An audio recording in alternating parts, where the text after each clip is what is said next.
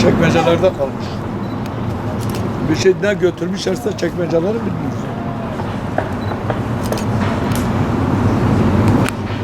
Mescitler iki tane. Belediye saat 2'de gelmiş bizim mahkeme kararı, bölge idare mahkeme kararı olduğu halde ve gelmiş buradaki bütün şeyleri, iki tane mescit var. Burada hem bayan mescidi hem erkek mescidi.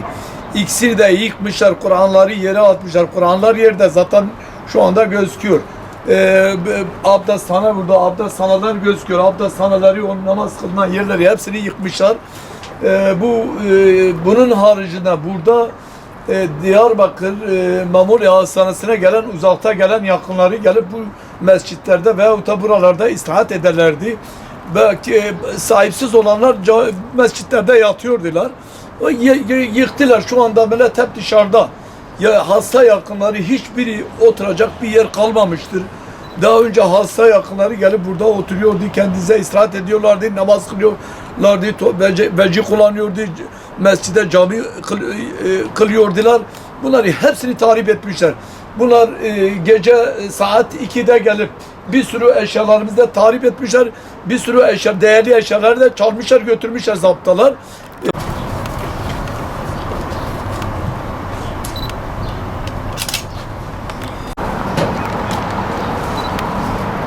Bu erkek mescididir.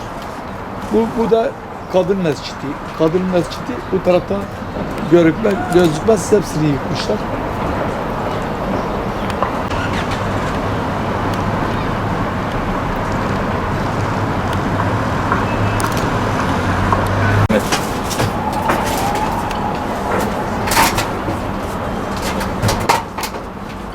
Gelin Kur'anlar yerde atmışlar yere. Gelin bir içeri bakın. Ben burasını 2003'te Hacı Mehmet Ekinci'de satın almışım. Benim 6 tane şahitim mevcut. Hacı Mehmet Ekinci'nin sözleşmesi var. Ben onu mahkemeye ibraz ettim. Hacı Mehmet vefat ederken tapuyu o zaman alamadık. Kalktık, tapu tescil davasını açtık. Tapu tescil davasını açtığımızda keşif geldi. Keşifte kararlarımız var. Keşif şeyleri lehimizde verdi. Burası belediye 2023'te geldi. Burayı yıkma kararı aldı. Biz yıkma kararı karşısına karşılık idare mahkemesine dava açtık. İdare mahkemesi bizim lehimize karar verdi. Bizim lehimize karar verdi. Belediye bu karara itiraz etti. Bu karar bölge idare mahkemesine gitti. Bölge idare mahkemesinin kararı belediye itiraz yolu kapalı olmak üzere oy birliğine karar verilmiş diye bir kararımız var. İslam mahkemenin kararı var. Şimdi belediye Perşembe günü Cuma gününe bağlayan gece saat 2'de hukuksuzca hiç bize tebliğ edilmeden, bize bir şey söylemeden, mahkemenin kararı hiçe sayarak dinlemeden gelip burasını yıkmışlar. Benim 20 milyon zararım şu anda var. Burada hem bayan mescidi hem erkek mescidi yapmıştık. Burada millet abdesthane yapmıştık, vecder yapmıştık. Millet gelip namazını kılıyordu, abdest tutuyordu, vecleri kullanıyordu, hasta yakınları, Diyarbakır dışına gelen insanlar, hasta yakınları hatta bu mescitlerde gece yatıyordular. Bunları hem yıktılar, Kur'an-ı Kerimleri yere atmışlar, hepsini yıkmışlar. Siz gördünüz. Hepsini atmışlar, hepsini yıkmışlar. Bu zaten içi de döşeliydi yani. Millet gelip yatıyordu. Bunlar hepsini mağdur etmişler. Hasta yakınları dahi mağdur etmişler. Bizleri hakeza bizleri en az 20 milyona yakın bir zarara uğratmışlar. Buraları yıkarken malımızı tahrip etmişler. Bazı televizyonu açık çalmışlar. 2 tane zabıta tutuyorlar, götürüyorlar. Güvenlik kamerasından var. Yani güvenlik kamerasından ben size vereceğim. Güvenlik kamerasında televizyonu 2 tane zabıta kendi aralarına alıp götürüp zabıta minibüslerine attıkları bellidir. Burada değerli güvercinler varmış. Değerli güvercinler o kimlik kartları olan güvercinleri ya çalmışlar, götürmüşler. O telleri de yıkmışlar. Siz şimdi götürüp göstereceğim size. Şimdi buraları hepsini tahrip etmişler. Siz görüyorsunuz en azından 20 milyon zararımız var. mahkemeye karşı mahkemeyi dinlememişler. Mahkeme kararını hiçe saymışlar. Hukuksuzca buraları yıkmışlar. Hatta bir değerli bir arkadaşımız, burada esnaf arkadaşımız var, orada nöbetçiymiş dükkanda. Geliyor diyor ya, siz milletin malını tahrip ediyorsunuz, çalıyorsunuz, götürüp minibüse bir şey ediyorsunuz. Adamı, arkadaşı götürüp tehdit ediyorlar, telefonu alıyorlar, o kayda aldığı şeyleri de siliyorlar, yani kimseye göstermesin. Biz sulh hukuk hakimine dava açmışız. Cumhuriyet Savcısına suç duyurusunda bulunmuşuz. Hem malımızı çalmışlar, hem hukuku dinlemeden, yani mahkeme kararı dinlemeden bunlar yapmışlar. Bunlar görevi kötüye kullanmak, bazıları hırsızlık yapmışlar. Görevini kötüye kullanmak ve bizim malımızı tahrip etmişler. Bize ne, yani bazı içinde olan insanların bizim de harazları var. Yani ben bilmiyorum, yani böyle bir insan bir ancak İsrail Filistin'e yapacak bir şey.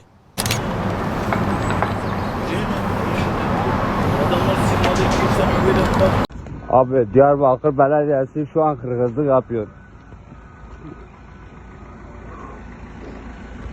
Diyarbakır Büyükşehir Belediyesi, Kayapınar Belediyesi şu an hepsi bir olmuşlar, milletin malzemelerini çalıyorlar.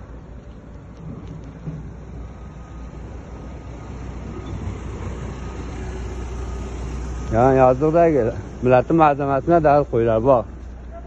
Bak 1000 kişi gelmiş bir kişiye. Hemen memorialin yanındaki, ben de oradaki tanışçıyım, Hakan Yıldırım. Bak belediyenin yıkım yaptığı yerde bak. Bak hayvanlar var bak. Bak. Çok hayvanı da telef ettiler bak. Hiç şey uğramadılar. Bu insanlık suçudur yani. Bu normal değil, hayvanların olduğu yerde yıkım yapmak. Bu şekilde değil.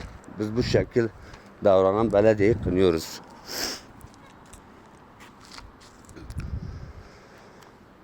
Yazık yazık yazık. Yazık yazık yazık yazık yazık.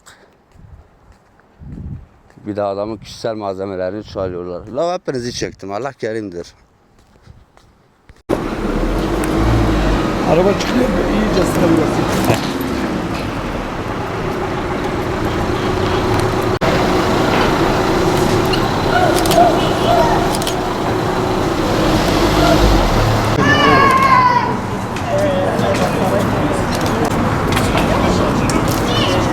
Ben Allah için konuşuyorum. O akşam bana malzeme gelecekti diye geç saatlere kadar burada kaldım. Saat gece 2.30-3 sularına yakındı.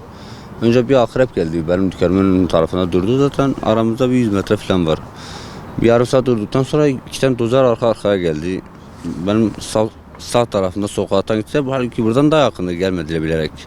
Ki ses gelmesin, caddeden geldi ki insanları uyandırmasınlar. Daha sonra bir kalabalık ses falan duyduk. İşte öyle koştum geldim, baktım Kadir. Ben buraya gelirken baktım bir tanesi de televizyonu kucaklamış, transite götürüyor. Zaten videosunu çekmiş, ben de kaydederim. Dedim hırsızlık yapıyorsunuz, Kayapınar Belediyesi, Büyükşehir Belediyesi, yani milletin malzemesi çalıyor. Şu bu malzeme yanlış anlama abi, bir sürü ağacı insan var, şeyler, israftır, yazıktır, hayvanları burada telef ettiler, çok hayvanı da çalıyor. Gözümle görmüşüm, ben Allah için konuşuyorum. Ben buranın sahibini tanımıyorum, yaklaşık 1 aydır gelmişim buraya. Ama bizim bir mimar abi var, işte onların işini yapıyorum. Burada istişare olduklarını bildiğim için onu aradım. Aradım, 2 telefon kullanıyorum. Bir telefonla mimar abiyle konuştum, bir telefona da video çekiyorum ki kayıt olsun. Şurada zaten kameralar falan hepsi kayıttadır. Yaklaşık bir 20 tane zabıta, polis değil, zabıta üstüme çöktü. Sileceksin. Niye sileceğim? Yasak mı çekmem? Yok sileceksin. Zor dedim, sakın dokunma yani falan filan. Yine zorladılar. Aynı zamanda bizim mimar beyle konuştuk. Telefon da açıktır. Öyle böyle sıkıştırdılar beni, zorbaladılar. Videoyu sildiler. Fotoğraflara gider yine oradan da sildiler. Ondan sonra polisler laptopu falan aldı. Burada camiyi yıktılar. Kur'an-ı Kerim dedim var içeride, yine dinlemediler. Yani etmediğim insanlar için ağladım bu akşam. Allah aklarını yanına bırakmasın, ne diyeyim abi. Yani vicdanen bunu söyledim onlara, vicdanen şey yaptım. Ben bilseydim mahkeme kararı var, vallahi beni öldürselerdi, bırakmazdım burada yıksınlar. Yani polis değil, zabıta bunu yaptı. Zabıta ben cami ya sen nasıl yıkıyorsun? Senin kararı bunları boş ya Allah için dine korkun yok mu senin? Ben dedemin ölümünü ağlamamış ben bu olayı ağladım akşam. Abi burada belki 200 tane polis vardı. Polisi gözetimde ama polis hiçbir şey yapmadı. Girmedi içeri. Her şeyi zabıta yaptı. Yani zabıta sanki böyle gavur malıymış gibi sinsice içeri girdi. İçerideki televizyon, elektronik eşya değerli ne olacak alıp çalıp arabaya koydu. Niye çalıyorsun diyorum. Çalmıyoruz. Mahkeme kararı var. Zimmetli eşya onları teslim edeceğiz.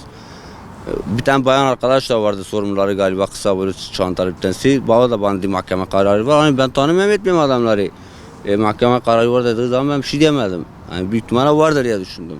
Ama yaptıkları hukuksuzluk, kanunsuzluktur. Ben de her şeyi videoda çekmişim. Bazı videolar var bende. Beni de tehdit ettiler senin dükkanın neresi falan filan diye. Dedim dükkanım şu köşededir. Falan ismim falan bayımdır. Bu da artık yarın öbür gün benim dükkanıma gelip bahane ararlarsa Diyarbakır halkı buna haber olsun ne diyeyim.